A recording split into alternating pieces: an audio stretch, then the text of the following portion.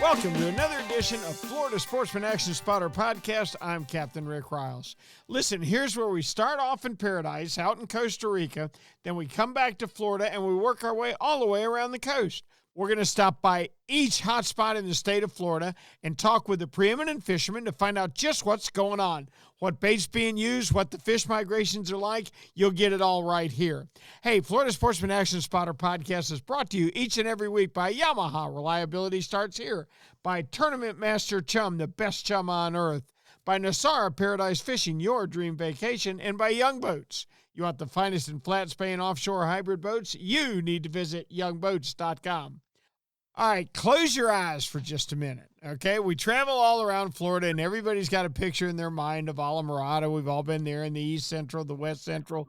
Well, let's go to Paradise for a minute. If I could pick any bill fishing destination I've been to, and I've been to a bunch of them, no question, my first choice would be Nosara, Costa Rica.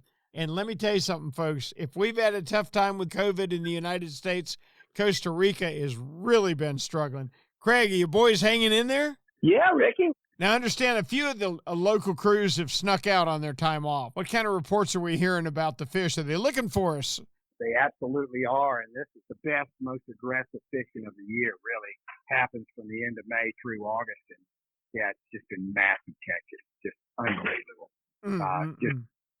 Stuff that you just live for. Yep. Now, you guys open up. That still looks like a hard date of August 1st, right? Boy, I'm hoping so, Ricky. Just everybody out there listening, please pray for us to open up. We need it. We really need it. You know, we've got the building that we were working on. We got the roof dried in over the weekend, and they finished sanding the stucco. They've got it smoothed out today. A little bit more tomorrow. They'll finish out. They'll start installing the bathrooms and the wire and all that stuff this week. Gotcha. I can't wait till we talk every week about how many marlin got caught instead of how many people had COVID. I can't wait to get down there and go catch me one. Well, you don't have long to wait. You'll be on an airplane before you know it, my boy. I'll bet you you'll be on just about the first flight that you can get to Nosara on. Yeah, it may not be the very first one, but I'll be there probably third or fourth day. I look forward to hearing about it. All right, how about people that want to come down there? And if you have never been there and you're an offshore fisherman, you are missing it. How can they get a hold of you, Craig? What should they do? They can call me at 904-591-2161, and we'll please everybody in the family. It's an experience. We're not just about fishing. I've been, zip gliding. I've been horseback riding in the mountains. I've been under the waterfall. Yeah, it really is. It's for the whole family. Yeah, everybody will have fun, I promise you. Thank you, Craig. Thank you, Ricky. Now, let's come back home to Florida. We're going to start up in the northeast corner with Captain David Voorhees. David, are you with us? Hey, Captain Ricky. How you doing, buddy? Buddy, I'm doing fine. I'm down in Stewart tonight. We're recording out of Stewart, and it's mighty stormy down here. How about back home in Jacksonville? Yeah, we had a real intense line of storms come through, but I was already off the water at the time. I've been trying to do these early morning trips because even though the good tide is later in the day around 3 o'clock, 4 o'clock is a really good low tide to fish, it's just not feasible this time of year, summertime. You got a big chance of getting ran off the water like we would have today if that was the case. The fishing's been tough. The water's not the cleanest. We've been getting a lot of rain, so that's really muddied up the creeks. The creeks are really full of bait right now, which is another contributing factor to the tough fishing, I believe. These fish have so much food to eat. So, just talking to some of the captains around town, they're not killing it right now. They're catching some good fish, but they have to work hard at it, and it has been tough. I always say these dog days of summer is going to make or break you when it comes to fishing. But I tell you what has been biting really good this week has been the flounder. Flounder bite's been good. And actually today on my charter, we netted a 5-pound flounder. Ooh, that's one of my bigger, beautiful flounder. Came off of a white paddle-tailed grub fishing in Simpsons Creek while we were trying to look for some trout. And he came out of about 5 feet of water. And, man, I tell you what, it was a beautiful sight to see that big old flatty come up off the bottom. But I've had some good reports of flounder bite. We were right there in Nassau Sound, which everybody knows is one of the best flounder fishings in this area, if not the world. It still holds a significant world record come out of there. But all the other major inlets, the St. Johns River and of course down in St. Augustine, all these guys are reporting some really nice flounder coming out of there. And that's good to know, good to see. The trout fishing has been touch and go. I talked to Tony Baselli today. He's sort of been struggling with the daytime trout fishing, and he sort of agrees with me that he thinks these fish are probably feeding at night with this full moon we've had this week. The redfish, like I said, the best bite's been the low tide later in the day, which has been hard to get to just because of the weather. I did try to fish Sunday in the evening, but of course we did get rained out. So fishing in the evening right this time of year is almost impossible. Running and gunning's been the secret for me.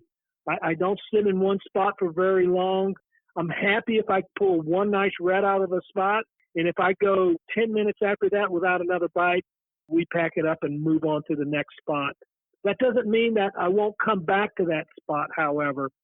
Sometimes I'll leave out of a spot and I might come back 2 hours later and hit it again, and lo and behold, pull another fish out of there. The high water has been producing some good reds up against the grass. One fish here, one fish there, and we're seeing quality of fish. We're just not seeing quantity. All right, David, let me ask you a question. When you're talking about leaving a spot alone, when you leave it alone for 2 hours, what a lot of the state doesn't understand, particularly on the West Coast, when you go back, it's a completely different tide stage than it was 2 hours ago, too, right? That'll make a difference. Absolutely, absolutely. And some of these spots, the biggest problem that a lot of anglers who come from the Gulf Coast or even South Florida have when they come to Northeast Florida is learning to fish our tides. Because let me tell you, like this week, we've seen a 6-foot drop.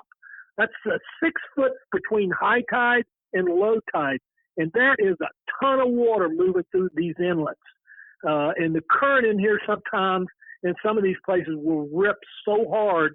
You'll come through there, and there's times I look at my people and I say, you know what, guys, I think that the water's just moving too hard for this spot. We need it to calm down a little bit.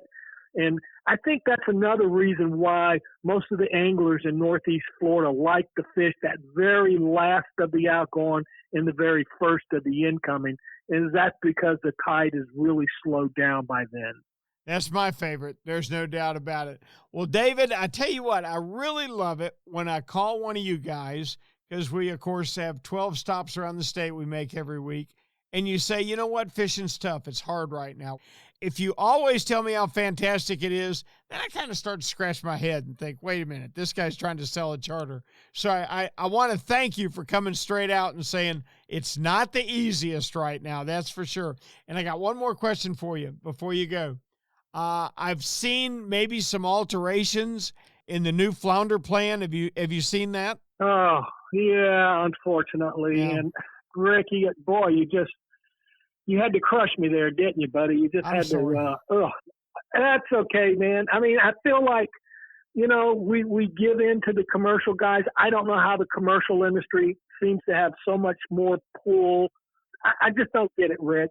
It seems like the recreational guys make all the concessions, and the commercial guys are actually even rewarded at times. I'm not happy with the decision of them not closing a month for commercial fishery. We'll see how this one goes down. I'm losing faith really fast, Rick. You can't do that, David. You got to hang in there. I kept Roger involved in the federal process as long as I could, and then I just lost him, and we can't just sit back and take things. Now, so people understand what we're talking about, they were talking about a proposal to where our flounder limits would go to 5, would go to 14 inches, which you and I both liked, but they would close November. Well, unfortunately, on the commercial side, the general limit is 150 fish per day. But now, somehow, instead of being closed in November, it's going to a 50-pound per day in November. Is that your understanding? That's my understanding. And, Rick, that's about what a good night of flounder fishing is sort of like. I mean, even though it looks good on paper, in actuality, it means zero. It means absolutely nothing. And for those who might not quite understand why they're looking to close it during that month, is these flounders, they come inshore, they feed up, they fatten up, they eat on the shrimp start coming out. These fish will tend to drift back and start migrating at the inlets and getting ready to move offshore for the spawn. And that's when they really, really will stack up. And to me, you think about it, that's when you can do the most damage, is when you attack these fish when they're right at pre-spawning conditions. That was the one concession I think you heard a bitter debate on both sides. The recreation and the commercial guys were not in favor of the closure. Personally, for me, I thought it was a good thing. Give these fish a chance, let them do their spawn, and we're going to have a better fishery in the long run. I agree with you, and you and I have been around long enough to know that it is currently a shadow of what it used to be, so we do have to do something for it. All right, David, well, we'll keep plodding along. We'll keep working on it. Maybe we'll get November closed and get some real regulations in that'll help our population come back. I'm sure hoping so. Thanks so much for your report, David. We look forward to talking to you next week. Absolutely, Rick. I'll see you then, buddy. Thank you, pal. Now let's swing south a little bit down 95 near the Mosquito Lagoon area and check in with our buddy Jim Ross. Jim, how are you? I'm doing fantastic, Rick. How are you doing tonight? Good. Last time we talked to you, you were a little sore back, maybe getting a little better now? I'm starting to feel a little better, that's for sure. That's great. That's outstanding news. Tell me what you know about the fishing down there in the last week. Well, the tarpon bite is still pretty strong on the beach. We've got a good amount of bait between Vero and Sebastian, and then we've also got a pretty good amount of bait in the Melbourne through Cocoa Beach areas. So the tarpon have been holding around those bait pods. We've also got some king mackerel that have moved inshore and some jack crevalle. The jacks and kings are typically holding a little farther outside in like the 30 to 40 foot depths. The tarpon are holding a little closer to the beach in the 15 to like 25 foot depth throughout most of the region. The guys up at Ponce Inlet also have some shrimp boat action going on up there. Tarpon sharks hanging around behind the shrimp boats. That is my favorite way to catch tarpon, when they're eating chum behind the shrimp boats. But Jim, you mentioned bait. Are you seeing schools of pogies, or what are you seeing? Yeah, we're actually starting to see some pogies show up. To the south, it's more pilchards, but in the Cocoa Beach area, it's more pogies. It's kind of interesting. We had an early run in March. We had a decent run of pogies, and then they just disappeared for about 2 months. Now they're back, not in great numbers, but in enough numbers that the charter fleet and the guys and gals that are getting out there to throw the net on them are getting enough for bait to either troll or bottom fish with. So they haven't become really scarce yet, but they haven't been as thick as they have been in recent years. That's for sure. I see. All right. What about far offshore? Have you heard any blue water reports? I haven't really talked to anybody who's catching much in the blue water. An occasional dolphin here and there, mainly between about 100 and 180 feet. And then it isn't until you get out to the other side of the Gulf Stream, the guys that are still running across or, doing some tuna trips, that kind of thing. They're getting some yellow fins and an occasional blue marlin over there as well. Earlier in the week, we did have a fairly decent sailfish fight in the lump area, what's called the lumps between Pelican Flats and 8A.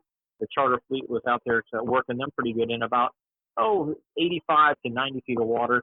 Other than that, there just really hasn't been much of a trolling bite going on in this part of the region. To be honest with you, there's not very many people even trying to target them. So if the fish are there, the few people that are targeting them really aren't. There's not a big number of people out there chasing them around. So we're not getting good reports back. The weather's been raining every single day here for 3 weeks now. Thunderstorms pretty much from about 3 o'clock on, you can expect it till about 7 or 8 o'clock at night. And that's bringing a lot of fresh water into the lagoon system. It's moving the trout around a lot. They don't really like fresh water, so they try to get to some of those areas that are a little more tidal prone. So as you get closer to Sebastian Inlet and you get closer to Ponce Inlet, we're finding more trout holding in those areas. And big fish is definitely the way to go about catching those fish, especially along the clinkers, the False Channel Bar, even as far as George's Bar to the north. Those areas seem to be holding better numbers of trout right now. So the guys that are getting out there in the daytime are looking at a lot of fish, or they're scanning a lot of fish on their depth sounders, but they're not getting a lot of bites. They're getting, an occasional bite here and there, but nothing like the guys that are fishing at night. The nighttime bite is definitely stronger right now. Jim, it seems to me, and I feel this way more every year, we just passed a full moon. I'd rather have the week before a full moon, wouldn't you? Yes. Yeah, the week leading into is generally better than the week after. That is for sure. And, historically, the new moon is kind of that way as well. But this year, the new moon has been some pretty poor fishing. And it hasn't been until after the new moon passed by 3 to 5 days that we actually started to get a decent bite again. And typically you think, okay, no moon up at night, first light is going to be awesome. There's, everything's blowing up on bait fish at first light, but it just has not been the case from March until July so far. The days that you typically expect to be the red hot topwater morning bite days aren't happening. And it isn't until, like I said, about 4 or 5, even 6 days after the new moon that everybody's starting to say, hey, the first light bite is back on again. Gotcha. I see. Yeah, and I've noticed the same thing. I got to be honest. The new moon in June was a disappointment to me. The full moon was not. And the full moon we just came off of, I spent those days before the full moon sailfish fishing, and we racked up some really good numbers. This week isn't off to that kind of start, so we'll just have to see what happens. All right, Jimmy, I sure do appreciate it. I look forward to your back getting all better. Now, are you on the water, or when will you be back on the water? No, it looks like according to the MRI and the doctor's report today, I'm down for at least 8 weeks with this fractured L1. So Captain Justin is running all of our charters right now, so we do have limited capacity. So if you're interested in a charter, go to finelinefishingcharters.com, see what we have available, give us a call. We'll try to fit you in where we can. We do have some open spots, but we don't have nearly the availability that we typically have when we have both boats up and running. Wait a minute. He's your son. Tell him to run 3 a day. Bring you the money. I've already got him running 1 to 2 a day. So bring you the money and go back to work. He's young. Yeah. Last week he said, "Dad, I'm tired," and I said, "You know what? Don't worry about the mule. Just load the wagon." That's exactly right. You're exactly right, Cap. All right. I appreciate it so much, Jimmy. We look forward to talking to you next week. You get well soon. Take care, and thank you so much, Rick. We appreciate it. Our thanks to Jim Ross for a great East Central report. His report and all our reports are brought to you each and every week by Yamaha. Reliability starts here. By Tournament Master Chum, the best chum on earth. By Nosara, Paradise Fishing, your dream vacation. And by Young Boats. You want the best in flat, spay, and offshore hybrid boats? You need to visit youngboats.com. You know what Yamaha Outboards love? The genuine formula and consistency of Yamalube marine engine oils. Outboards are subjected to punishing conditions like high loads, salt, and humidity, a mix that automotive oils can't handle. Yamalube full synthetic and marine performance formulas are certified to protect against friction and corrosion for reliable performance every time. Find Yamalube marine oils at your nearest Yamaha Outboard dealer. Locate them at yamahaaoutboards.com/dealers. Yamaha. Reliability starts here. Hey, Raj, being consistent is the mark of a quality product. If you've been Florida's #1 chum for over 10 years, there's got to be a reason. For 10 years, Tournament Master Chum has lived up to his name. That's why more tournament pros insist on Tournament Master than any other chum. It's the only chum with Menhaden milk mixed right in. That means it gets the scent out faster and deeper than any other brand of chum. It comes in a grind size for every species from kingfish to catching bait. Your fishing time is way too precious to you second-rate chum. Bring the action to you by insisting on Tournament Master Chum. It's worth every penny. When you're ready for the finest in custom-made flat spay or inshore-offshore hybrids, you are ready to meet the Young family in Inglis, Florida. For over 21 years, the Young family has built custom boats one at a time for every type of fishing. Nothing can sneak up on a flat quite like the Gulf Shore flats boats, and I've never fished a better hybrid than the Young 24s and 27s. Rob Young is a naval architect who takes tremendous pride in each and every build for each and every customer that wants their boat custom built exactly the way they want it. Is it time for you to move up? Are you ready to own the finest boat built? Then you need to visit the Young Boat facility in Inglis, Florida, or check them out online at youngboats.com. Let's see how it's holding up down in Stuart, Florida with our buddy John Earhart. John, are you with us? Yes, sir. Glad to be here. How is everything on the chaos and the mayhem? It's been pretty good this week. The offshore fishing, it seems like it's picked up a little bit. A couple days leading up to the full moon, and the day of the full moon, we had a pretty much non-existent current. Current seems like it's picked up to about 1.5, 2 knots today. Got a decent amount of mahi moving through in about 100 to 150 feet of water. Obviously, we still got a lot of sailfish right in front of the St. Lucie Inlet, about 6 to 8 miles out. And we're catching those fish on live greenies, slow trolling, or drifting with mylar dredges. That's definitely going to be your most productive action if you want to catch a big fish that's only about 6 to 8 miles out in front of the inlet. That's right. going to be your go-to. All right, hold on a minute. I want to nail you down a little bit. Okay, when you say drifting or slow trolling, which one do you like to do better? I prefer to slow troll so I can cover more ground, and then I can circle back when I get a bite. But, the drifting does do pretty well, too. If I had a choice, I'd be slow bump trolling with those mylar dredges so I can kind of cover area. I like to zigzag when I'm sail fishing. Are you bridling your greenies? Are you hooking them, or what are you doing? So typically when I'm going to bump troll and I know I'm going to move a few miles per hour at certain points, what I'll do is I'll hook my greenie up through the bottom and the top lip, and then I'll take a little soft glow bead and I'll put that on there so that the bait fish can't wobble off the hook at some point, because over time you're going to wear a little bit of a hole in his upper nose. And when he's flicking around and doing flips when a sailfish is coming up to grab him, the last thing you want is that bait fish to flip off the hook before you can even get the bite. That I've seen it happen before, and I put that glow bead on there so that I can prevent that from happening. Aha. Okay, that's an outstanding tip.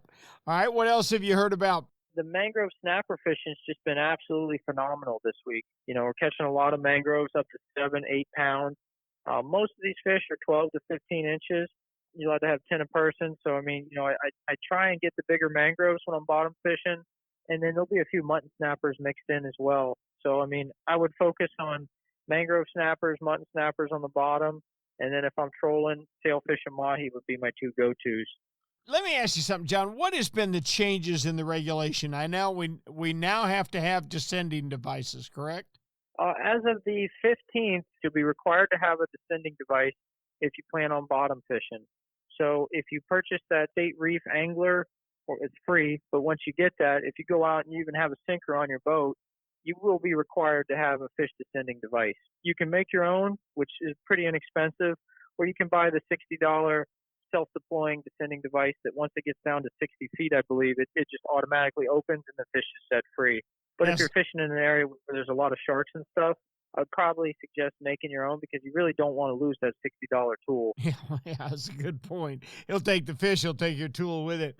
Hey, I got to ask you, what are your thoughts on this reef survey permit that we have to have now? It's one more thing that I got to add to my card at the end of the day that I don't feel like having to do. But I think that it's going to work out well for everybody, because we'll have a better idea of who's bottom fishing, what kind of fishing they're doing, how many snappers they're catching.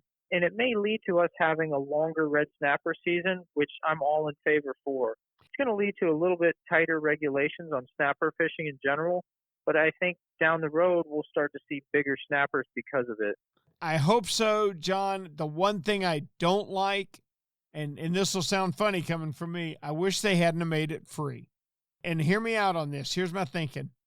Making it free means every guy that goes in to buy his saltwater fishing license, do you want a reef survey? Oh, how much is it? Well, it doesn't cost it. Yeah, sure, I want one. Well, then he gets added as being a user. Do you understand what I'm saying?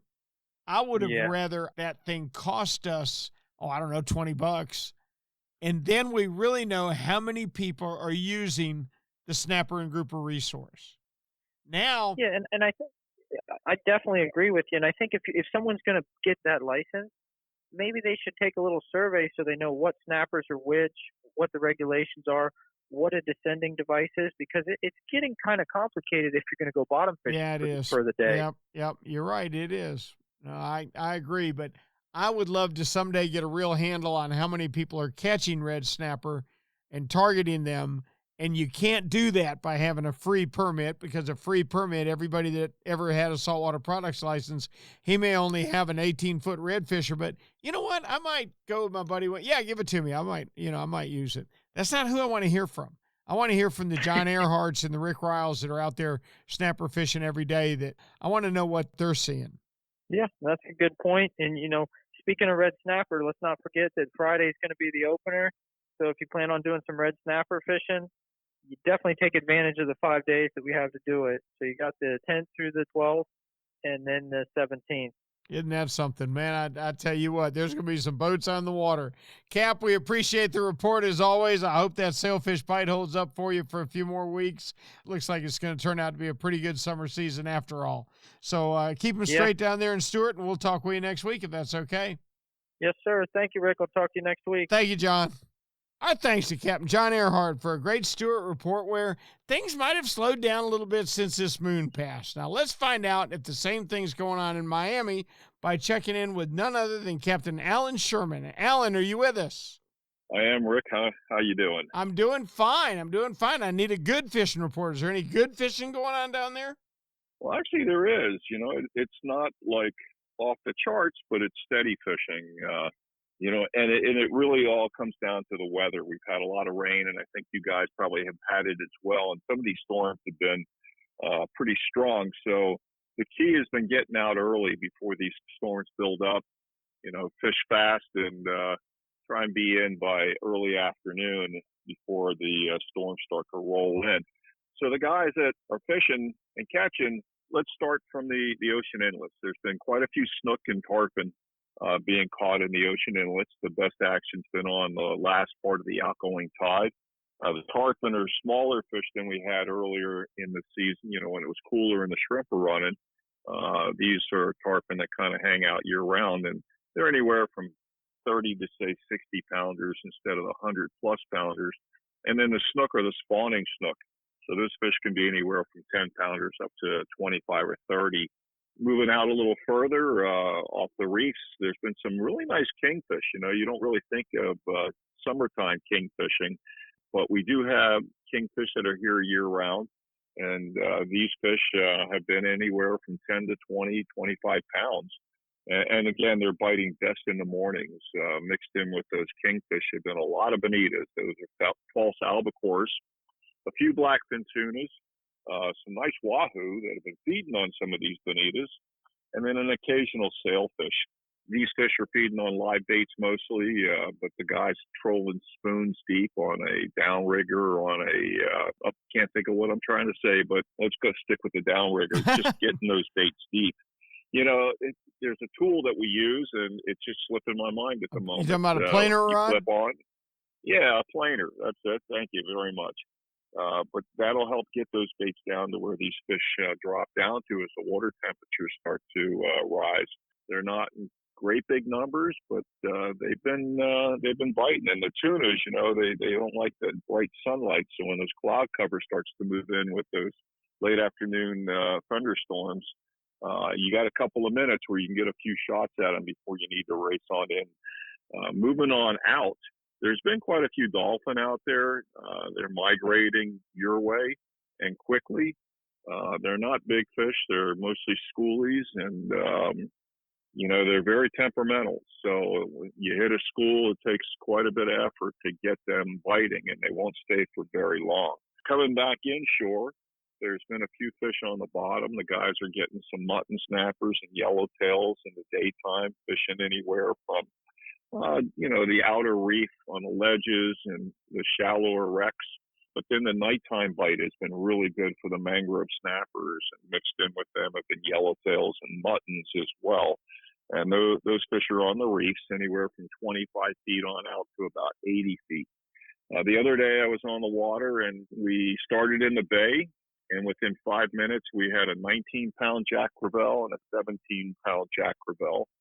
Both of those fish were caught on artificials and about 12-pound braided line. We probably should have stuck with that because we didn't really have much more action after that. We raced offshore to try and get into some dolphin, and we caught nothing but a barracuda. Flamingo fishing has been really good.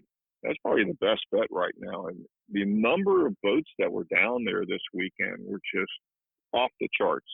And with that said, everybody was catching fish. A lot of snook, catch and release, some redfish, not lots of them, but some redfish, a lot of sea trout, mangrove snappers, ladyfish, a lot of sharks. We had one about 125 pounds that ate an artificial. That was really cool. And then there's been some tarpon, and the triple tail are spawning right now. So on the Florida Bay side, they're up on the surface and they're pairing up. I mean, we had a blast catching and releasing them. There were some legal fish. We didn't keep any that day. It was good action. I tell you what, you've had one of the better reports that we've had this week, Alan. Fishing's been a little tough for most of the guys since the full moon, but sounds like yours has hung in there, at least in Flamingo, very well. I hope it continues. Thank you, buddy. We appreciate it, Alan. We'll talk with you next week. Anytime, Rick. Tight lines. Let's go on further down a little bit, stop in Islamorada, where there's always something going on, and check with the captain of the Broad-Minded, none other than Nick Stanczyk. Nick, are you with us? How you doing? I'm doing outstanding, buddy. What's going on with the fishing in Islamorada?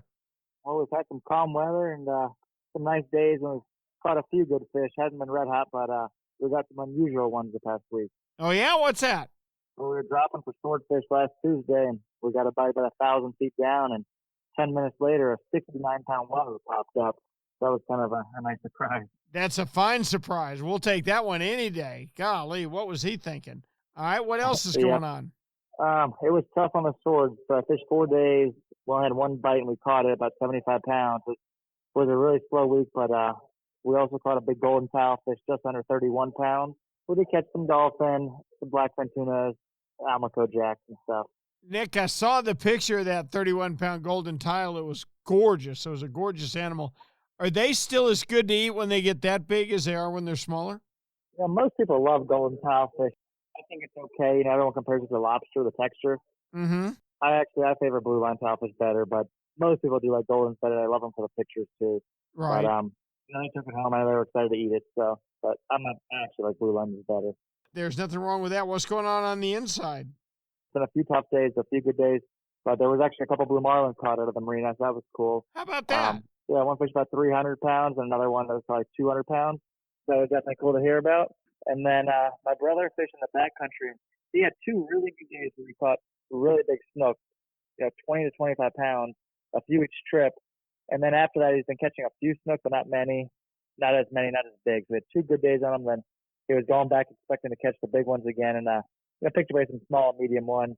And I know today he had 1 tarpon, and they lost another tarpon or 2 as well. And that's fantastic. No, that's better than just good. Anything much going on with the mangrove and the mutton snapper over this last week? I haven't seen many muttons on the dock, but the mangroves are showing up on the reef. I haven't seen a lot of big ones caught. I've seen a few like 3-pounders, but we went snorkeling today and we saw some. So I think next week or 2 we should start seeing more and more. Outstanding.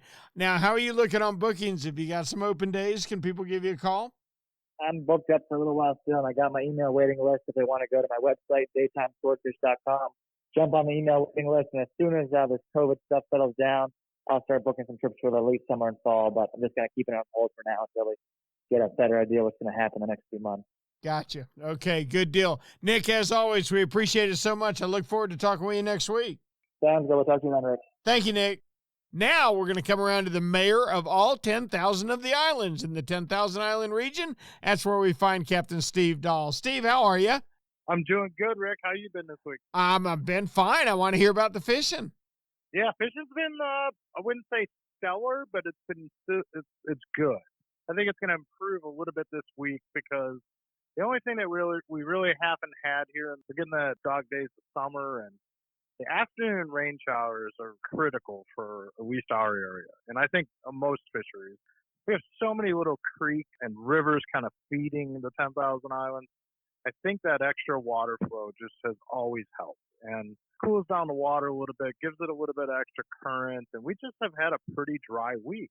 With the exception of one day where it rained pretty good in the afternoon, we've had most of the rain has been more inland and, over the freshwater part of the Everglades. So we just haven't seen that influx of water. However, the saving grace is we had a big full moon on this past Saturday, and the tides have been very, very good. So, but I still like to see that water temperature drop down. I was on a back bay the other day and it hit 91 degrees, and that's where this runoff can help you because it'll cool it off considerably. And Granted, you're going to have to dodge some rainstorms and things of that avail, and you got to be careful with that stuff. But if you have a little bit of a window, if you're working a half day or your forecast looks like it's going to rain a little bit earlier in the afternoon, and it doesn't get dark now until 8:30, so you can still get in some really good quality fishing time late afternoon into the evening, and get back to the ramp before the no-see-ums get you. But redfish, snook, trout even get fired up, and I've talked about it many times. The juvenile tarpon are just abound when this happens. So I'm hoping that fires up again this week, because I love fishing that late afternoon pattern on the inshore side. Steve, I do too, and something I've always noticed that intrigues me. I used to do a lot of nighttime mutton and mangrove snapper fishing, and of course in the summertime you're always dodging those late afternoon storms. It seems to me like every morning that I woke up to a stormy morning, I could almost always count on a stellar evening. You think, you thought would be, well, holy smokes, it's already started. It's 7:30 in the morning. Think, when we get it this afternoon, we're going to get pounded. Normally, the opposite happens for me. If we get a nasty, rainy morning, it takes all the energy out of the atmosphere, and we get those beautiful golden evenings. Have you seen that too? 100%. If you're blessed to get overnight rain showers, and you wake up to kind of clearing skies, everybody thinks that's true post-front patterns, and traditionally we think of post-front as being a difficult bite, but in the dog days of summer, that's where it's at, because that water cools down. I think there's a little bit more dissolved oxygen in the water from all the rain, extra water flow. Things tend to happen, and to your point, the offshore bite, I think gets affected just as good as, with that. And you talk about, the mangrove snapper bite in the evening. We just came off a great weekend of that. Full moon, charter boat captains that make a living doing that in our area just crushed them. They're all, 3 to 5 pounds. I mean, they're fish. All real big footballs. That's solid fish. Yeah, I mean, every single one of them. A lot of them got released. A real good selective harvest this past weekend by our local charter captains that were doing that. And boy, I love that little offshore bite on those full moons. Yeah, and people that have never been offshore on a full moon night, you can't even begin to tell them how gorgeous it is either. It's amazing. I mean, it really, number one, you're at night, and your senses are just that much more in tune. If you really pay attention, it's amazing what you'll see in the water at night, especially on a full moon. But looking forward to the next one, that's for sure. Me too. Hey, thanks so much, Steve. If you will, please keep them straight down there in 10,000 Islands till we talk to you next week. Sounds good. Will do. Thanks, Cap. Appreciate it. All right. Be well. Now we're going to swing on over into Southwest Florida and see what's up with Snook Stamp Charters and Captain Greg Stamper. Greg, are you with us? I'm right here. I got you loud and clear. How we doing, Cap? Fantastic. I got to tell you, I got so much this week to talk about. It's ridiculous. We probably don't have enough time. And I'm going to stop at the very end and talk about something that's dear to your heart. Okay, I'm ready. All right. So the inshore stuff has been crazy for the juvenile tarpon. Just this morning, I did a trip. We did 1 for 3. One of them was like 50 pounds. It's a little bit bigger than what we're looking for. That continues to be just stellar throughout the area. The redfish bite has been a little slow in the Back Bay, probably because I'm not really fishing for them when I should be, paying way more attention to the tarpon. And the snook are fantastic. Now, the nearshore guys are still crushing the permit. So if you got somebody down here that wants to go permit fishing, there's a lot of good guys that do it. I don't do it unless it's really flat calm. But to be honest with you, there's schools of hundreds of permits in all the areas they should be right now. Really? And that's a no-brainer. That's cool. Let me tell you what I did this week, just so you know. I got to go offshore this week because I had a friend who had to blow about $600 of fuel out of his boat so he could have it lifted. Now, we went out, Rick, to where I've never been. I went out to 180 feet of water. We got blackfin tuna. Cool. We got mahi. Cool. We got everything out on the bottom. We got African pompanos. I got to be honest, it's been so long since I've seen one, I kind of messed it up. We had you're going to love this part. We had about a 70-pound sailfish come up on our spread if we were trolling for the mahi and the blackfin. And, Rick, you probably know, and you probably give everybody a little love and tell them what to do the right time, but he hit it, and I threw it in free spool like I was taught to do early. And as soon as I felt him take it, I put it right back in gear. And you know what I messed up on? I forgot that you got to wait till they turn around and start running away with it. Yep. Gotta let them turn, but that's okay. That's all right. Nobody gets them all. So I had a chance at a sailfish this week, which would have been, ridiculous for me because I don't do that at all. But the fishing down here continues to be fantastic. We've got some great tides this week. And to be honest with you, if you want to go fishing right now, you can pretty much pick the fish you want as long as you're willing to go at the right time. Man, I've never caught a permit. I want to come catch a permit. I already told you. Come down here. That is cool. I'd love to, Greg. I've got a trip this week with William Tony, and I'm going to try and take a trip with each one of you guys that I haven't had a chance to spend the day with, just because I think it'd give us even better chemistry on the air. So you're on the list, Greg Stamper, and I look forward to seeing you soon. All right, buddy. Let me know. I'll go out and get the crabs the night before. You got it. Thank you, Greg. All right. Later, Rick. Now let's move up to the West Central area and talk with our buddy Ray Markham. Ray, how are you? Fantastic. Doesn't rain today, which is a good thing. Woo! Man, I'm going to tell you what, we had a storm in Stewart this afternoon now. Yeah, well, last few days we've had some rain. I think we just needed some cooling down, and I'm sure this has got to affect the water temperature inshore maybe a degree or two just about everywhere along the coast here where we're getting rain. So that's a good thing. Holds more oxygen, too, so makes the fish fight a little harder. Yep. Let's hear about the fishing. How is it? Not bad. For the heat of summer, I think we're doing pretty doggone good. We've got a multitude of species inshore that are real active. We've had Spanish mackerel, trout, snook, few redfish, not a lot of redfish, but, enough to keep us busy. And some bluefish, mangrove snapper. Actually, we're getting some pretty decent-sized mangoes inside the bay now. Running anywhere from a pound to 2 pounds. Normally, you're looking around, and an average mangrove snapper, you're lucky if it's like 12 or 14 inches inside the bay. But we had some pretty decent ones. Tell you what, a 2-pound mangrove's a good one for inshore. There's no doubt about that.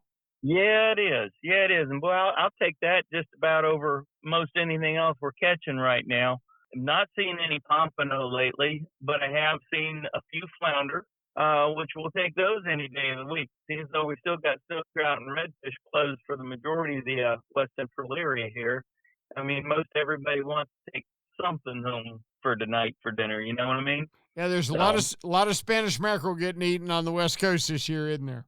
Yeah, if you take plenty of ice with you, as long as you can get them on the ice right away and cook them that night, they're great. I'm going to talk you into trying a Spanish mackerel salad. I want you to make everything you use for tuna salad. I want you to make, but I want you to replace the tuna with Spanish mackerel. And I want you to tell me how you like it. I'll bet you'll love it. Well, you want me to cook it first? Yeah. Mm-hmm. Yep. How do you want me to cook it? Well, what I generally do is steam it, and I'll take the skin off of it. I'll steam it, I'll flake it, and I'll make it into a tuna salad. And, buddy, I'm going to tell you, it is as good as it gets. Well, having made 3 tuna salads in the last week or so, I already know I got it in my mind right now. So all I got to do is go out and catch a few mackerel and bring them home. That's exactly right. It's a very mild tuna salad, but it's got a great flavor to it, buddy. I'm telling you, I want you to try it. I might just do that. I'm always been accused of running home, cleaning the thing, and throwing it on the grill as soon as I can get the fire going on it. You know what I mean? Yeah, I won't eat Spanish off the grill again since I discovered the Spanish salad. I really won't. Okay, well, hola, se habla español, then I'll try the Spanish on the grill. Let me know. Have you heard much on the kingfish, Ray? No, not really doing much of anything on kingfish. This time of year, we just, they catch them more as a bycatch, and they're typically out around 100 feet or more because there's somewhere in between around the 80 to 140, 150 foot mark. There's usually a thermocline. And those fish seem to like temperatures in the 70s. And from what I've been told here recently by a couple of guys that are diving, they found that thermocline somewhere between 90 and 120 feet. and the water temperature is almost 10 degrees different than it is on the surface. So Ooh, that's cold. That's a huge difference. And in addition to that, guys have caught a few sailfish out there, some wahoo, some blackfin tuna, and plenty of gags. So they're doing a number out there in the real deep water beyond like 120. But, overall, I don't hear anybody complaining. That's great news. That is great news. You guys have had the better coast to be on this week. I can tell you the East Coast has been tough coming off of that full moon. Well, Pasco County's got a scalloping season, a brief one at that, coming up in the next couple of weeks. So I may take a run up there and give that a shot.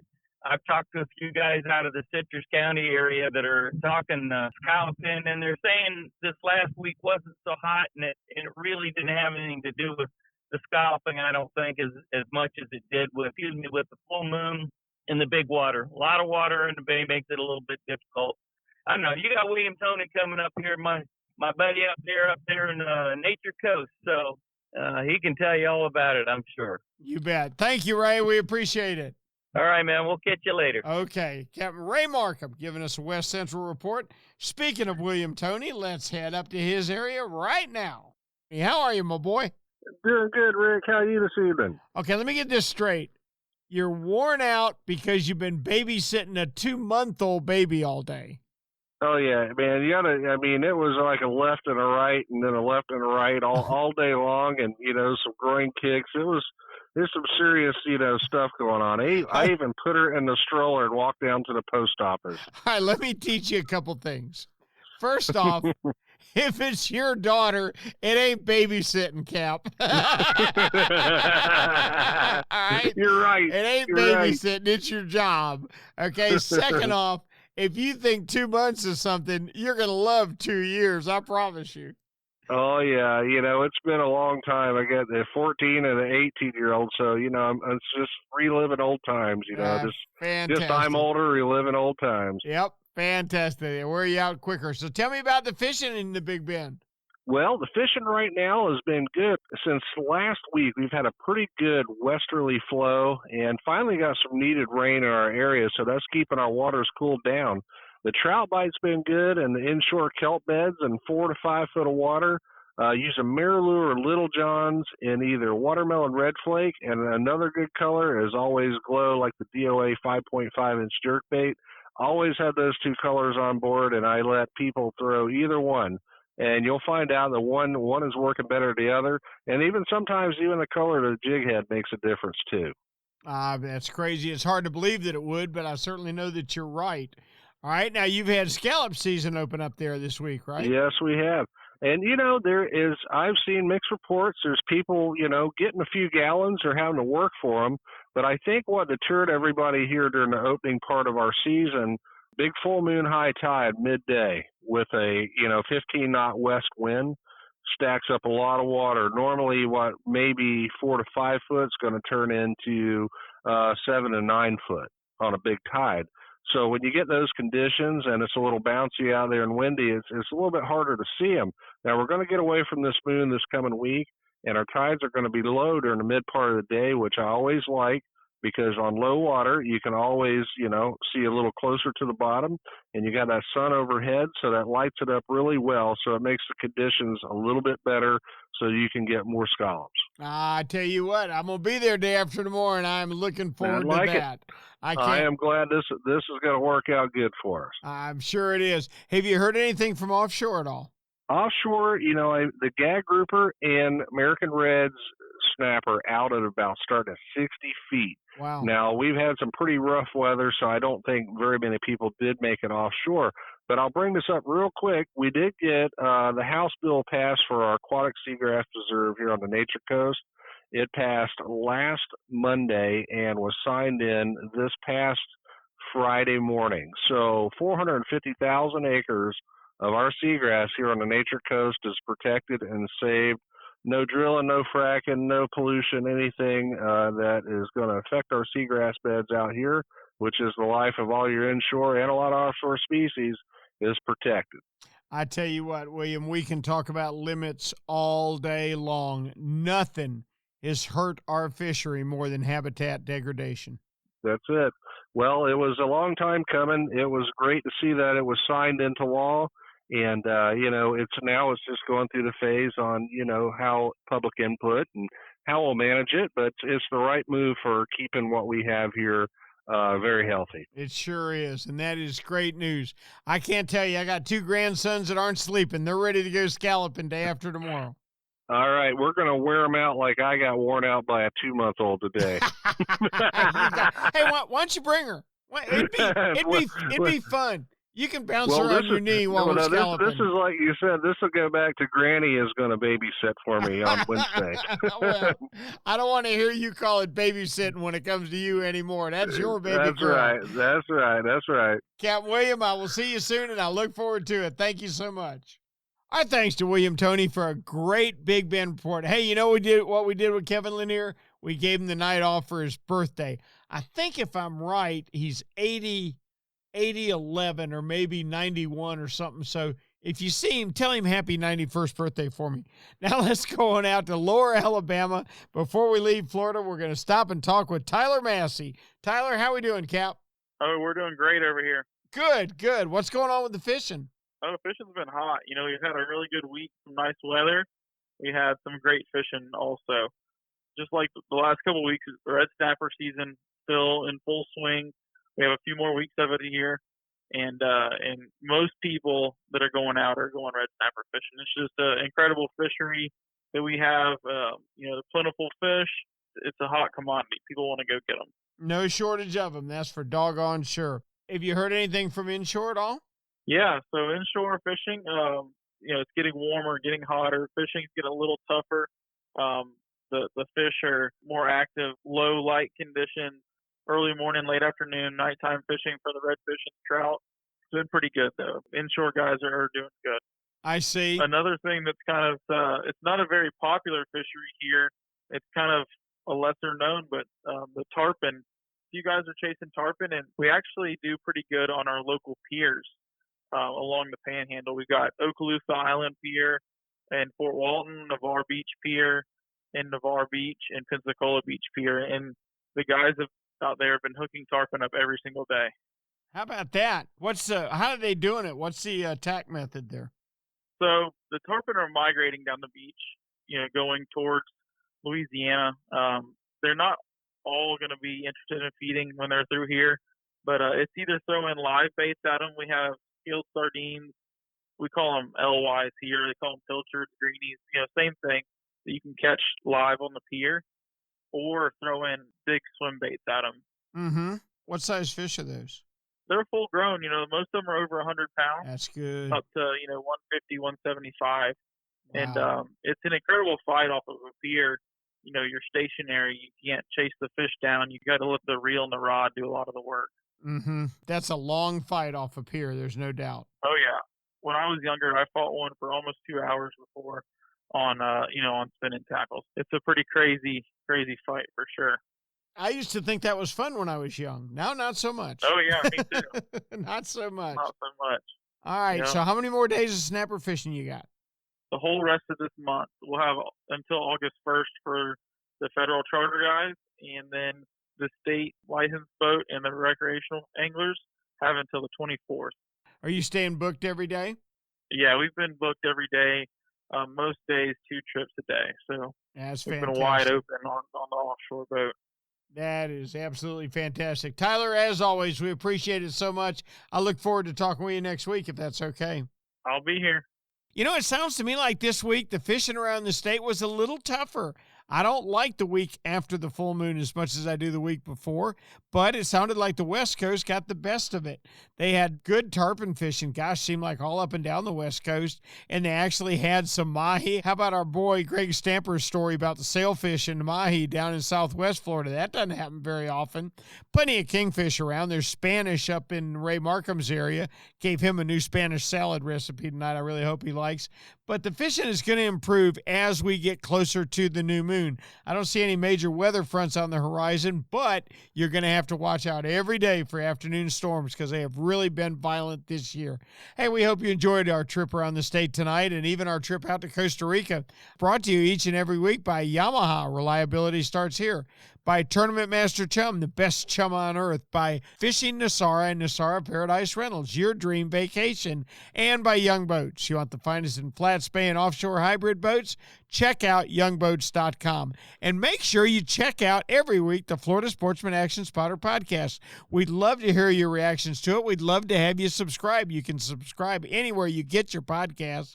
And we'd love to know that you're listening to us every week and that you're enjoying what's going on. So we look forward to next week, and we're going to trudge on through the dog days of summer and keep right on catching fish. So until next week, I'm Captain Rick Riles for Florida Sportsman, and I will see you on the rip.